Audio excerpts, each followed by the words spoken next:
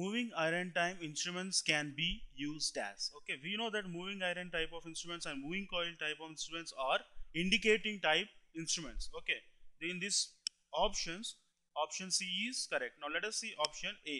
Okay, option A he has given as standard instruments for calibrating of other instruments. This is wrong because we use potentiometers for calibrating of other instruments. Okay, if you see in moving iron type instruments, theta is directly proportional to I square. It is having non-uniform scale. These type of instruments cannot be used as calibrating of other instruments. Okay, because this non-uniform scale is difficult to calibrate of other instruments. If you see out of these options, if option A is wrong, so option D is also wrong. Option C is indicating type instruments. Since moving coil is of indicating type instruments as on panels, generally we use it in laboratories for AC measurements. So option C is correct. The circuit shown in the figure acts as. See, we can find the behavior of the particular circuit given in the figure by finding the truth table of the given circuit, that is A, B and Y.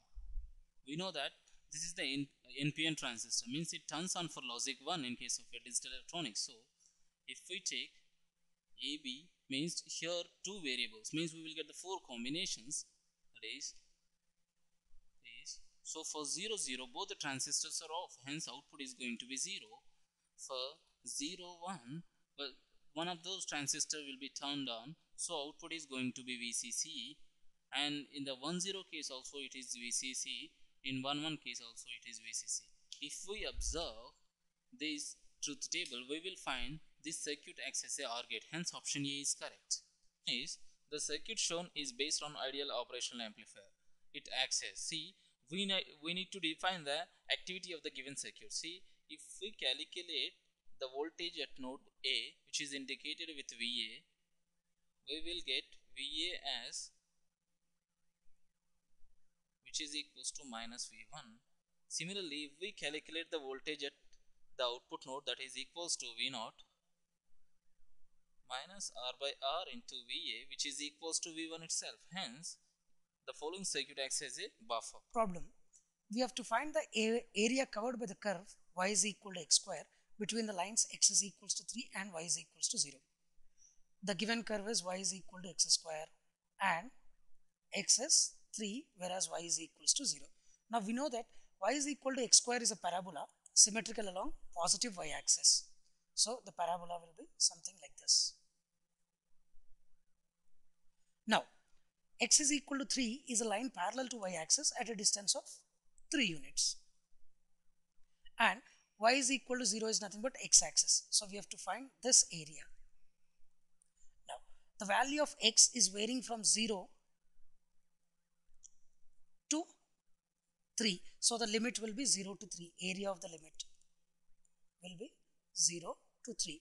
And y dx, which is 0 to 3, y is nothing but x square dx, which can be written as x cubed by 3 between the interval 0 to 3, which is 27 by 3 minus 0, that is 9 square units. Option A.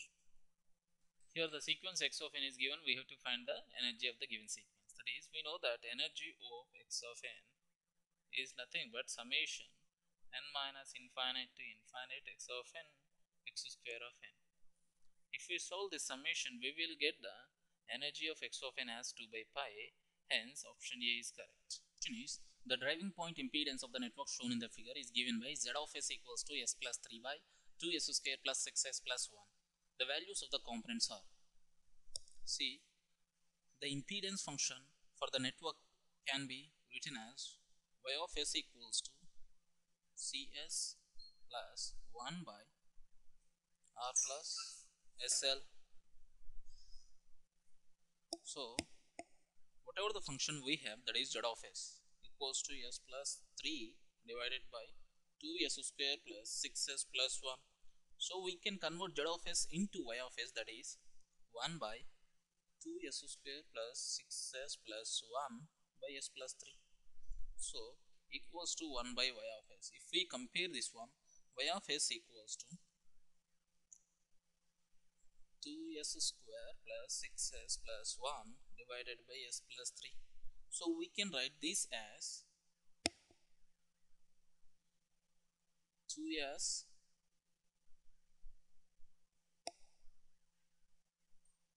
1 by s plus 3. So we can write this equation as like this. So 2s square plus 6s plus 1 divided by s plus 3 is going to be satisfied. So if we compare this equation 2 with equation 1, we will get C as 2 farads, L as 1 Henry, R as 3 ohms, which is the option A is correct. The H21 parameter of the two-port network shown in the figure. See, the equation for the calculation of H21 is equals to I2 by I1 and making V2 equals to 0. That means 10 ohms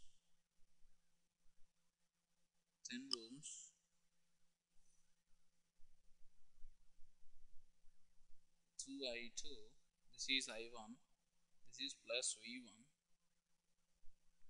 20 ohms I2, we have to make output short circuited.